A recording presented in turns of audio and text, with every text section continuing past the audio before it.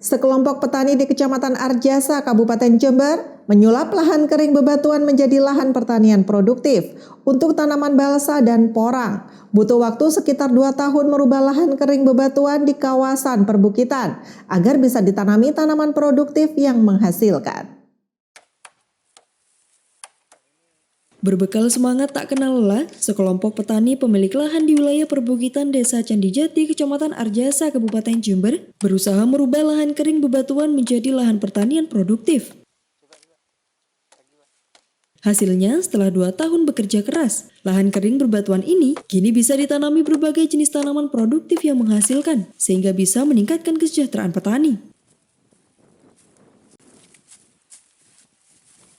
Sebelumnya, lahan seluas 2,5 hektar di kawasan perbukitan atau gumuk ini hanya dipenuhi pohon bambu dan alang-alang, serta tanaman tidak produktif, namun kini lahan ini menjadi lahan pertanian produktif yang menguntungkan.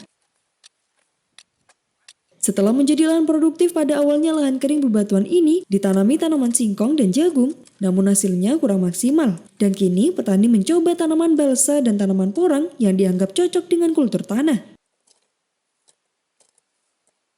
Lahan ini awalnya luasnya hanya sedikit, jadi kita bersama beberapa petani yang punya lahan di sini, kita berjuang bertahun-tahun untuk meyakinkan mereka bahwa tanah kumuh ini yang hanya sekedar tumbuh alang-alang, bambu, dan tanaman-tanaman tidak produktif, kita mencoba mengolahnya bersama-sama dengan beberapa anggota kelompok tani.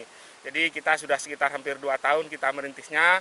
Awalnya kita tanami puhung dulu, ternyata berhasil. Setelah itu kita tanami jagung, alhamdulillah karena kekurangan air jagungnya kurang maksimal. Sehingga kita sepakati bersama teman-teman kelompok yang besar ini kita jadikan lahan percontohan. Kita akan tanami tanaman keras yang namanya balsa, di bawahnya nanti kita kasih tanaman porang.